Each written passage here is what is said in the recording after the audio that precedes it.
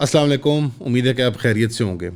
पाकिस्तान और अफ़गानिस्तान की जो कशीदगी चल रही है, जो कि इवेंचुअली एक झड़प की शक्ल में तब्दील हो गई है, उसका मुद्दा लेके चीन की जानिब से उरुमकी के अंदर कल के दिन अप्रैल 2 एक टॉक मज़ीद एक मतलब ब्रोकर्ड आपके लिए नेगोशिएशन या टॉक जो है वो सेट है। ये 19वीं ऐसी एक टॉक है जो हमारी और अफ़गानिस्तान के दरमियान कराई जा रही है या की जा रही है। ज़ाहिर बात है चीन हम दोनों के लिए एक न्यूट्रल ग्राउंड है, चीन बड़ा बेनिफैक्टर है हम दोनों मालिक का, और चीन की ख्वाहिश है कि खत्े के अंदर जो है वो अमन है। लेकिन जो मेन कोर डिमांड्स हैं वो ज़रा समझ लेनी मेरे ख्याल ज़रूरी हैं। अगर 18 टॉक्स फेल हो गई हैं, मेरी वजह से पर्सनल एक्सपेक्टेशन है 19वीं टॉक से भी ज़्यादा नहीं है। पाकिस्तान की डेलीगेशन की तरफ से अभी मेरा ख्याल है जूनियर्स के ही नाम अब तक सामने आए हैं, कोई सीनियर बंदा नहीं, लेकिन तालिबान की तरफ से, अफ़गान गवर्नमेंट की तरफ से एक स्पेसिफिक डेलीगेशन वो रवाना हो चुका हुआ है। देखते हैं होता क्या है, मैं ज़्यादा उम्मीद नहीं रखता इससे, लेकिन पाकिस्तान की कोर डिमांड है कि वेरीफाइबल और डिसाइसिव एक्शन लिया जाए टीटीपी के ख़िलाफ़ और उन तमाम अस्करी दहशतगर्द तंजीमों के ख़िलाफ़ जो अफ़गानिस्तान के अंदर पनाह गुज़ीर हैं, ये BLA वगैरह, अलकायदा, ISIS, जो भी आप डिफरेंट वो कर लें। और इस स्टांस में कोई तब्दीली नहीं आएगी पाकिस्तान की तरफ से कि ये एक्सपेक्टेशन पक्की रहेगी अफ़गानिस्तान के मामले में। तालिबान की जो रिटॉर्ट है इस पर वो ये है कि TTP पाकिस्तान का एक इंटरनल प्रॉब्लम है, और वो डिनाई करते हैं कि अफ़गानिस्तान की टेरिटरी आपके ख़िलाफ़ नहीं इस्तेमाल हो रही होती। और इस ही साइड शी साइड के अंदर जो है ज़ाहिर बात है कि पाकिस्तान के सबूत का पलड़ा भारी है। ऑब्वियसली पाकिस्तान एक एग्जिस्टेंशियल थ्रेट मांग रहा है। अफ़गानिस्तान एक्सपेक्ट करता है कि पाकिस्तान जब कहता है कि TTP के ख़िलाफ़ आप कार्रवाई करें, तो अफ़गानिस्तान की मैनेजमेंट में एट बेस्ट ये होता है कि नहीं, देखें ये आपका अपना मसला है, हम नहीं डील कर सकते उनके साथ, हम सलाहियत नहीं रखते उनसे डील करने के लिए, अमेरिका जो असला छोड़ के गया है वो बहुत ज़्यादा है, हमारा अपना तख्त जो है वो सवाल उस पर आ जाएगा, कमज़ोर पड़ जाएगा, सिविल वॉर की सूरत हाल बन सकती है। एंड एट वर्स्ट वो उनको अलाई करते हैं, एड करते हैं और अवेट करते हैं, बिकॉज उनके ट्राइबल ताल्लुकात हैं, उन्होंने इकट्ठे एक जंग लड़ी हुई है अमेरिका के ख़िलाफ़, वो एक दूसरे को पेटी भाई मानते हैं, वो ख़ानदानी रिश्ते रखते हैं आपस में, शादी ब्याह के ज़रिए, कबायली ताल्लुक़ की बुनियाद पे, और अक्सर व बेशतर दूसरे के इलाकों में पनाह गुज़ीर रह चुके हैं डिफरेंट औकात के ऊपर। तो ये वर्स्ट केस सिनेरियो और बेस्ट केस सिनेरियो है कि एक क्वाइट इंडिफरेंस है इन जमातों की तरफ। पाकिस्तान की जानिब से इशू ये है कि पाकिस्तान ट्रेड को करता है वेपनाइज। अफ़गानिस्तान के लिए फ़ंडामेंटल है कि समुद्री एक्सेस और इंडस्ट्रियल एक्सेस और एग्रीकल्चरल एक्सेस पाकिस्तान का वो ले, ये दोनों खित्ते इनसेपरेबल हैं। हमें उनका पानी चाहिए, हमें उनकी स्ट्रेटिजिक डेप्थ चाहिए, हम फिज़िकली बहुत पतला मुल्क हैं, so on and so fourth, हमें मिनरल्स चाहिए उनके, हमें वहाँ से ट्रांजिट चाहिए, और उन्हें भी हमारे से ये सब एंड मोर, गंदम, modern industry, मसनूआत, steel, what ever it is, और हमारे पास पोर्ट है शानदार किस्म का।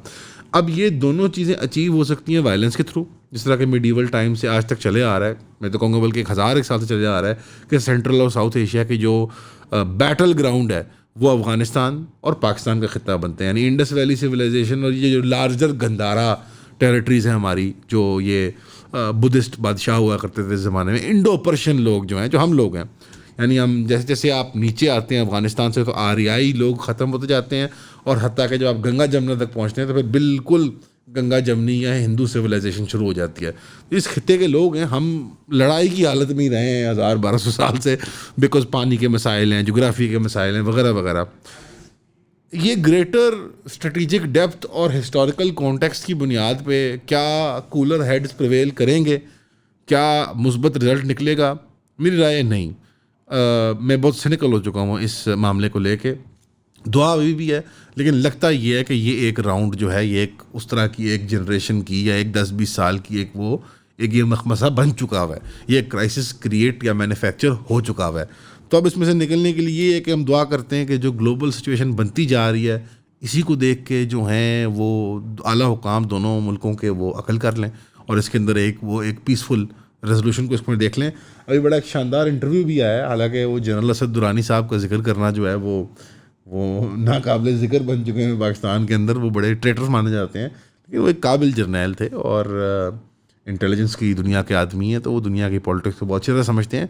उनके एक बड़ा तफसीली इंटरव्यू है, बट उसके एक मशवरा में से एक मशवरा ये था कि पाकिस्तान का अफगानिस्तान से मामला स्ट्रेटिजिक डेप्थ का still to this day Paramount importance का है। हम तालिबान के साथ और अफगानिस्तान से सख्ती से नहीं डील कर सकते। It will be a crisis unlike any other.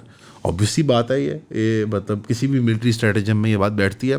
But بہرحال جس وجہ سے بھی جھڑپ شروع ہو گئی، اب امید ہے کہ یہ ختم ہو جائے گی، اور چائنا اور یہ گریٹر انٹرسٹ جو ہے ریجن کے، یہ ایک بڑا اس کا وہ بنیں گے پریشر پوائنٹ۔ ساتھ ساتھ چائنا میں اسحاق ڈار صاحب اگین جو زخمی ہیں، اللہ انہیں شفا یاب کرے، وہ کافی محنت کر رہے ہیں اور میرے خیال میں پازیٹیو ڈائریکشن میں محنت کر رہے ہیں۔ وہ یہ ہے کہ پاکستان کی جو نیگوسیشنز چل رہی ہیں as the back channel between Iran, Pakistan, U S A, Saudi Arabia and so on, وہ چین میں ان کے فارن منسٹر کے ساتھ، ان کے کاؤنٹر پارٹ سے ملاقات کر کے اسحاق ڈار صاحب نے ایک 5 نکاتی ایجنڈا وہ پبلش کیا، پاکستان اور چائنا نے جوائنٹ اسٹیٹمنٹ دیا ہے کہ یہ ہم ایران کے ساتھ وہ ایکسپیکٹ کرتے ہیں۔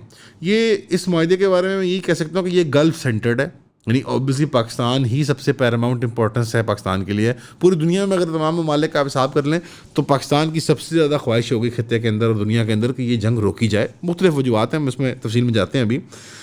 تو یہ 5 ڈیمانڈ جو ہیں یہ بڑی گلف سینٹرک ہیں، اور ایران میری ذاتی رائے میں یہ ڈیمانڈز نہیں ایکسیپٹ کر سکتا، اور یہ ڈیمانڈز تو بھی فرینک اچیویبل بھی نہیں ہیں۔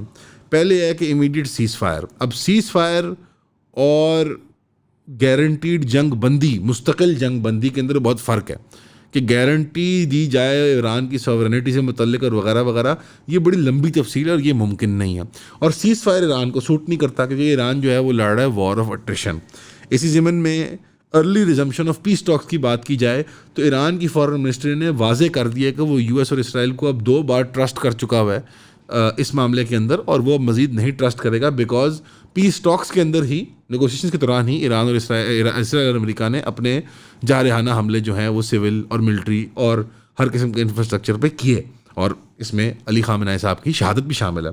تو ایران اب اس معاملے میں نہیں پھنسنے والا۔ تیسری چیز جو ہے وہ یہ ہے کہ سیف گارڈ کی جائے ایران کی سوورینٹی اور ٹیریٹوریل انٹیگریٹی، اور ساتھ ہی ساتھ گلف ممالک کا بھی یہ احترام کیا جائے۔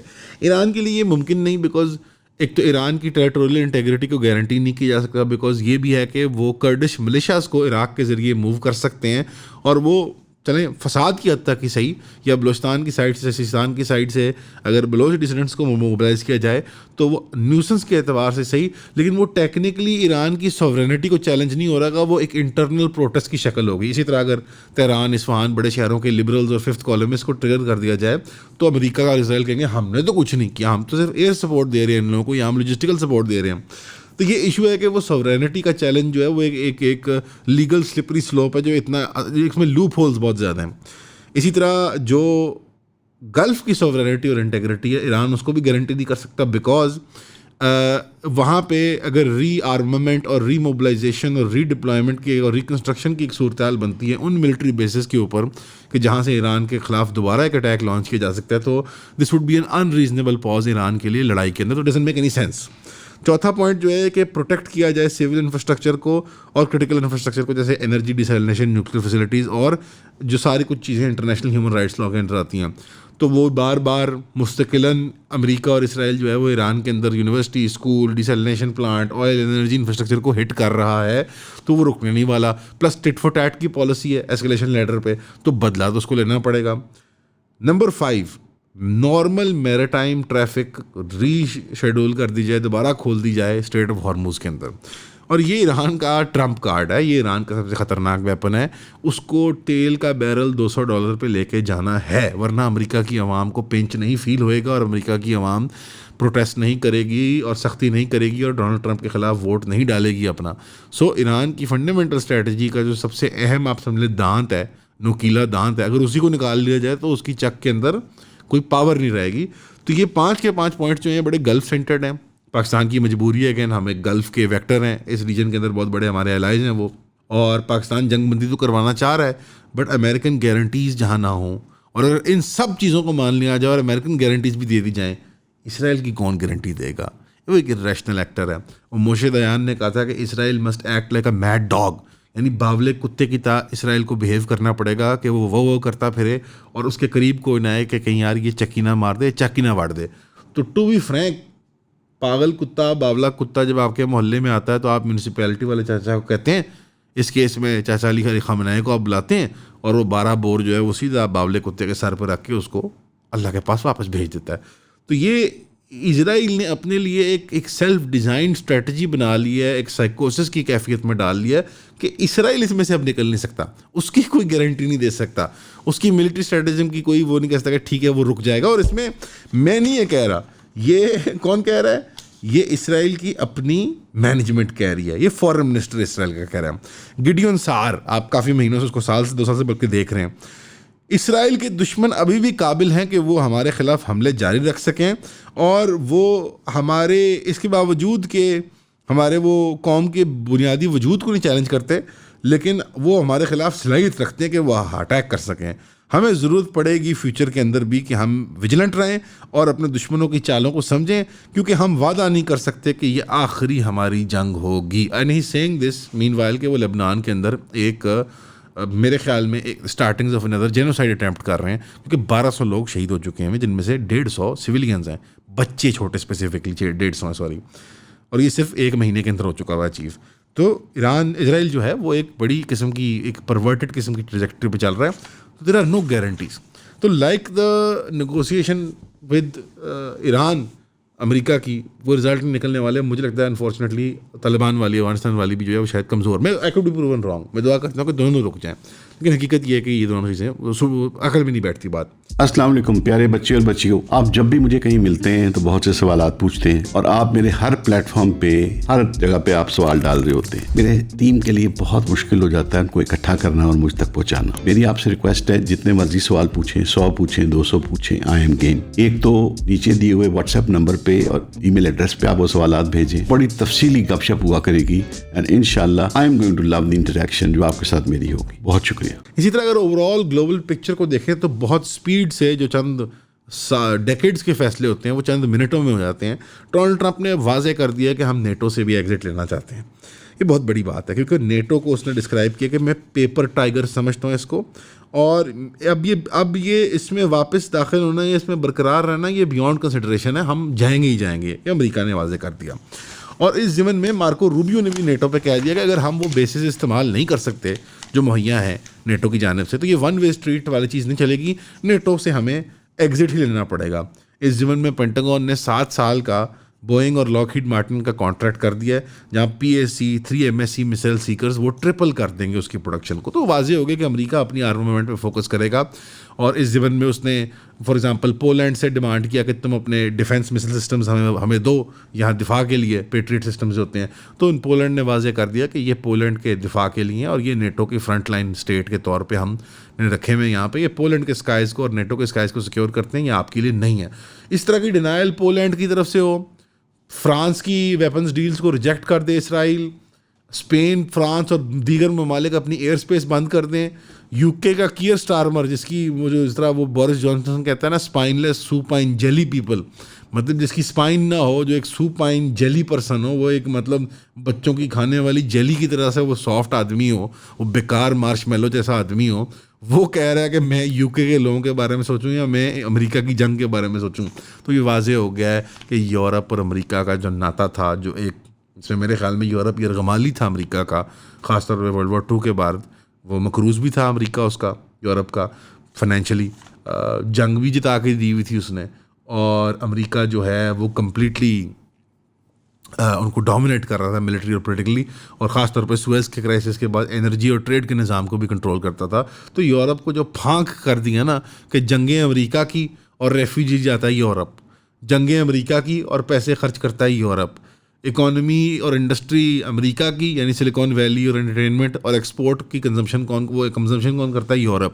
تو یورپین آبادی، اکانومیز، آرمیز کمپلیٹلی برباد ہو چکی ہوئی ہیں. انہیں عراق اور افغانستان میں انگیج کر کے ان کو ریک کر دیا امریکہ نے جو آخری آپ سمجھیں جو دودھ نچوڑنا تھا نا اس گائے میں سے یورپ کی، وہ نچوڑ لیا ہوا ہے. اور اب اس سے پہلے کہ وہ چھری پھیرے اور ٹوٹیاں بوٹے کر کے اس کے وہ تکا پاٹی کر لے، جو گائے ہے، جو گو ماتا ہے یورپ کی، پاک پوتر گائے یورپ، وہ اب اس نے کہا کہ ٹھیک ہے میں چھوڑ دیتا ہوں، اب جو تمہارے سے لینا تھا لے لیا. اور لگتا ہے کہ یورپ اب مرون منت ہوگا، معذرت کے ساتھ ساڑیاں مزدوریاں، ساڑیاں ریسورسز، نارتھ افریقہ، مڈل ایسٹ، ساؤتھ ایشیا. اور اس ضمن میں اس کو سمجھ آ گیا کہ اس خطے کے اندر ایک اسرائیل ہے اور 50 کے قریب مسلمان ملک ہیں. تو جو پہلے وہ اسرائیل کے حامی تھا یورپ، آج وہ آپ کو حامی نظر آئے گا، بیکاز اس نے خطے میں سروائیو کرنا ہے. میڈیٹرینین اور نارتھ افریقہ کے ذریعے اور ساؤتھ اینڈ سینٹرل ایشیا کے کنیکشن کے ذریعے یورپ کے ہم پڑوسی ہیں سارے. یوریشیا ایک لینڈ میس ہے اور یورپ اس کے اندر ایک مینوفیکچرڈ آئیڈینٹی ہے. یوریشیا ایک ہی لینڈ میس ہے، یہ بات نوٹ کیجیے گا. اس کے اندر ایک یورپ وائٹ ایکسکلوسیو ایک آئیڈینٹی ہے جو میڈیول ٹائمز میں کریٹ کی گئی تھی.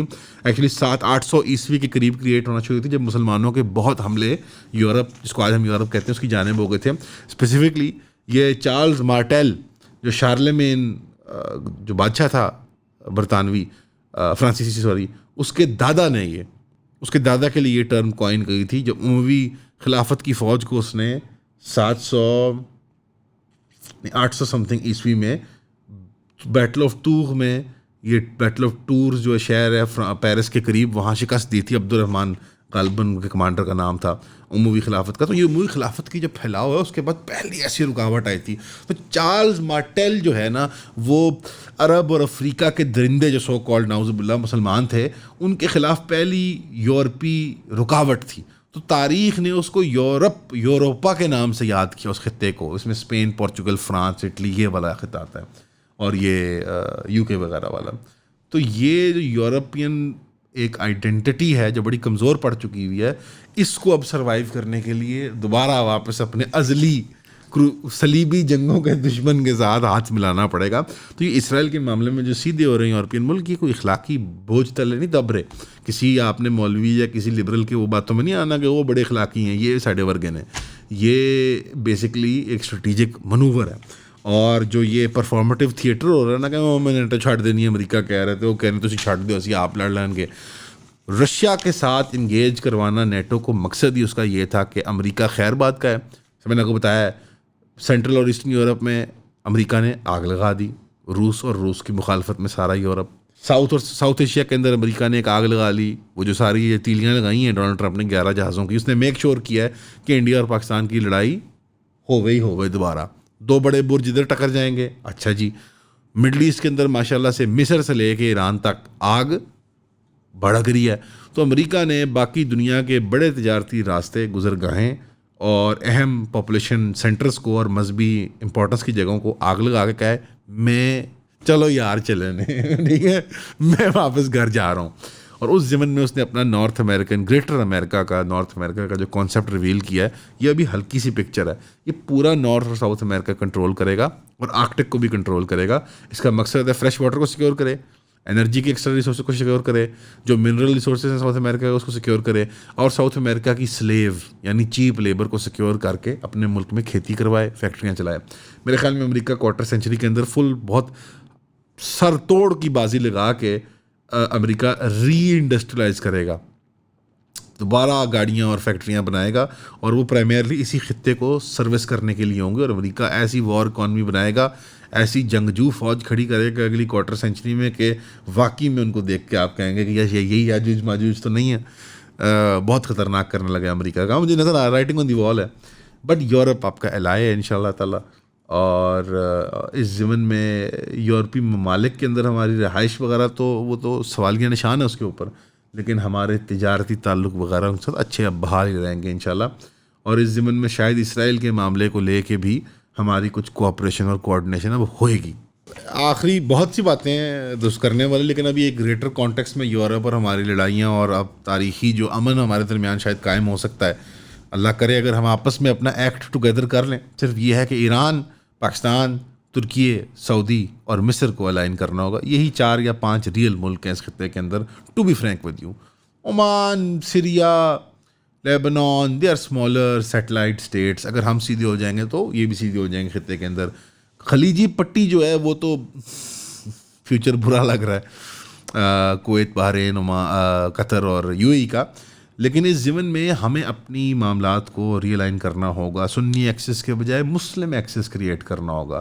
شیعہ کو اس باری دیکھیں امت میں کیا عجب کہ امت میں جو ایک دراڑ آئی، کم از کم سیاسی لیول پہ، سفارتی لیول پہ، سماجی لیول پہ نہ تبدیل ہو، لیکن سرکاری لیول پہ in the eyes of the western world اگر ہم اس غلطی کو درست کر لیں، اس دراڑ کے اندر ہم کوئی محبت کی لیپ لگا کے اس کو تھوڑی سی تجارت کی، تھوڑی سی لالچ کی, تھوڑی سی میوچول بینیفٹ کی لیپ لگا کے اگر ہم اس کو جوڑ لیں. احمد جاوید صاحب بہت بڑے شاعر ہیں, علامہ ہیں, فلسفی ہیں, عالم دین ہیں, صوفی منکش ہیں, روحانی استاد ہیں, پاکستان کی تاریخ سے جڑے ہوئے ایک شخص ہیں. انہوں نے بہت خوبصورت بات کی علی خامنہ ای کی اساسینیشن پہ کہ یہ جو شہادت ہے یہ پہلا ایسا سنہرا موقع ہے صدیوں میں کہ سنی شیعہ واقعتاً اتحاد کر سکتے ہیں. تو یہ کوئی ہلکی بات نہیں ہے. یہ صرف ہمارے مذہبی اتحاد کی بنیاد نہیں ہے, وہ بہت ایک چھوٹا گول ہے. یہ اس بڑے 2-3 سینچریز آف کلونیل شیم اور ہراسمنٹ اور امبیرسمنٹ جو مسلمانوں نے فیس کیا ہے, جو زیادہ نا سینچری آف شیم, وہ اس چائنا میں بات ہم نے 2-3 صدیاں فیس کی ہے, وہ یہ اس کے شیکلز کو توڑا جا سکتا ہے. یقین کریں جب اسٹریٹ آف ہارموز کے میں مناظر دیکھتا ہوں کہ مسلمانوں نے وہاں پہ عالمی تجارت کو روکے رکھا ہوا ہے اور ٹول لگا رہے ہیں اور کہہ رہے ہیں پیسے یوان میں دو, تو آئی کی ناٹ لائے, ایسی کیفیت میرے خیال میں 30 سال میں نے ایز اے مسلم کبھی نہیں فیل کی. اور 100-200 سال کے اندر مسلمانوں نے ایسی ونز شاذ و نادر ون کی ہیں. ایون اس ٹیمپرری فیلنگ کی میں بات کروں, یہ عام کیفیت نہیں ہے, یہ بہت خاص ایک کیفیت ہے. اب اگر ہم اپنے لیے جو فیوچر نظر آ رہا ہے اس کو تنگ کرنا چاہیں اور ہم دھکے سے اچیو کرنا چاہیں, مار کھا کے اچیو کرنا چاہیں, جو کہ انیویٹیبل ہے, جغرافیائی انیویٹیبلٹیز ہیں یہاں پہ کہ ہم سب نے اکٹھے مل کے رہنا ہے, تو ہماری زندگیاں, ہماری 1-2 نسلوں کی زندگیاں بری گزریں گی, ذرا کوالٹی بری ہوگی, مارے کھائیں گے, دل پھٹے ہوں گے آپس میں. ہونا یہ ہے ہم اس کو امن سے, سلمی طور پہ, احترام کے ساتھ, عزت کے ساتھ اور ایک دوسرے کی وقار اور احساس کے ساتھ برقرار رکھتے ہوئے کر سکتے ہیں. اور ہماری ملا, ہماری ایلیٹس اور جو ہمارے گورنمنٹ سٹرکچرز ہیں یہ بھی ایسے ہی برقرار رہیں گے. ورنہ جس قسم کا پاپولیشن کرٹیکل میس اچیو کر رہا ہے خطے میں سائز وائز, 250 ملین یہاں پہ 25 کروڑ لوگ, 25-30 کروڑ مسلمان, India, Bangladesh, nightmare. Critical mass achieve کر کے پھٹ کے کہیں تو جانی ہے ان انرجیز نے. تو اگر ہماری ایلیٹ, ہمارے بڑے, وہ برقرار رکھنا چاہتے ہیں اپنی عزت دار پوزیشنز, ہمیں ایک کوارٹر سینچری آف وائلنس میں نہیں جھونکنا چاہتے, تو بڑے کوئکلی ایران افغانستان کے معاملے کو سیدھا کریں گے. اگر ایران اپنی لڑائی جاری رکھنا چاہتا ہے تو اس کی پشت کو محفوظ کریں گے, کمزور نہیں کریں گے. اور اگر چاہتے ہیں کہ ہم ایک کوارٹر صدی ذلیل مزید ہو کہ پھر ہی اس میں داخل ہوئیں, کیونکہ اپنی اپنی انفرادی لالچ تھی, کسی کی کرسی تھی, کسی کا عہدہ تھا, کسی کی پراپرٹی تھی, کسی کا بیٹا تھا, کسی کی بیٹی تھی, کسی کا کچھ تھا, تو پھر اپنا آخرت میں قیامت کے حضور, قیامت کے دن اللہ کے حضور, رسول اللہ کے سامنے خیر ہی منائیں. اگر انفرادیت اور لالچ اور یہ سب ابھی بھی سامنے آ رہی ہے, یہ سارا میں نے کیوں اتنا لمبا کاٹا ہے, یہ ساری لمبی کہانی کیوں سنائی ہے, کیونکہ میں 3 دن سے اب تیسرا دن ہے, میں کہہ رہا ہوں کہ مڈل ایسٹ میں جو خاص طور پہ خلیجی پٹی ہے, اسپیسیفکلی UAE میں اناج کا سپلائی نہیں جانا چاہیے, لیکن وہ جا رہا ہے. ایک ٹائم پہ جب پاکستان میں مستقل 3-4 سال سے بارشیں ہو رہی ہیں, وہ نیچرل ہیں یا نہیں ہیں وہ اللہ جانتا ہے, کہ وہ مصنوعی بارشیں کروا کے ہمارے مخالف تو نہیں کر رہے, یہ بھی ممکنات میں سے ہے. لیکن ہماری پرابلم بنے گی, ہماری سرپلس جو ہماری جو کراپ پروڈکشن ہے اس میں مسئلہ آ رہا ہے. اب گلوبل فرٹیلائزر کا بھی پرابلم آ رہا ہے سپلائی کی رکنے کی وجہ سے. تو پاکستان اس وقت پہ خلیج میں فوڈ کو جو ہے وہ ایکسپورٹ کر رہا ہے, اور یہ جو فوڈ ایکسپورٹ پاکستان نے کی ہے شارٹیج کو ایڈریس کرنے کے لیے, وہ سمندری راستے سے جائے گا, وہ کویت جائے گا, اور کویت کے بعد وہ باقی ملکوں میں ٹرکوں کے ذریعے یا ٹرینوں کے, جس طرح بھی ان کا نظام ہے ٹرکوں کا, یہ بیسکلی ٹرینیں تو ان کو بنانی نہیں آتی, یہ باقی خلیجی ملکوں کے اندر بانٹا جائے گا کھانا. اس میں چینی ہے, چاول ہے, کھانے کا تیل ہے, کوکنگ آئل جو ہوتا ہے, فروٹس ہیں, ویجیٹیبلز ہیں, میٹ ہے, پولٹری ہے اور ڈیری ہے. جنگ میں تو صحیح, لیکن 78 سال میں میل نیوٹریشن والے ملک کا حق نہیں بنتا کہ وہ کھانے کو ایکسپورٹ کرے. نہیں, آپ جب جاتے ہیں سڑک پہ تو کیا ابھی بھی مزدوروں کے بچوں کے بالوں میں وہ آئرن ڈیفیشنسی کی وہ پیل پن ہوتا ہے کہ نہیں ہوتا, جو زردی سی آ جاتی ہے, پیل پن سا آ جاتا ہے. لاہور میں, کراچی میں, پنڈی اسلام آباد میں نہیں, وہ ملک کھانا باہر نہیں بھیجتا. میں اب پہلے میں نے مذاق کیا تھا پہلی رات, کل میں نے التجا کی تھی, آج میں بالکل کٹے دل کے ساتھ کہہ رہا ہوں, بھوکا ملک جنگ ہو یا نہ ہو کھانا نہیں ایکسپورٹ کرتا. تو ہماری ریاست، ہماری مینجمنٹ، ہمارے بزنس ایلیٹ کی سائیکی کے بارے میں سوچیے گا کہ جس ملک میں کھانے کو ہو تب بھی نہ ملتا ہو. ڈسٹریبیوشن پرابلم ہے نا بیسکلی. جب ہو اور نہ ملتا ہو کھانے کو، اور میل نیوٹریشن ہو اور سٹنٹڈ گروتھ ہو، اور وہ جنگ کی اور قید سالی کی پوٹینشیل حالت میں بھی اپنی لالچ جیب بھرنے کی اور اپنی سیاسیات چمکانے کی وہ پھر بھی ایکسپورٹ کرے، تو اس کا اللہ ہی حافظ ہے. ہمیشہ کی طرح سننے کا شکریہ. السلام علیکم.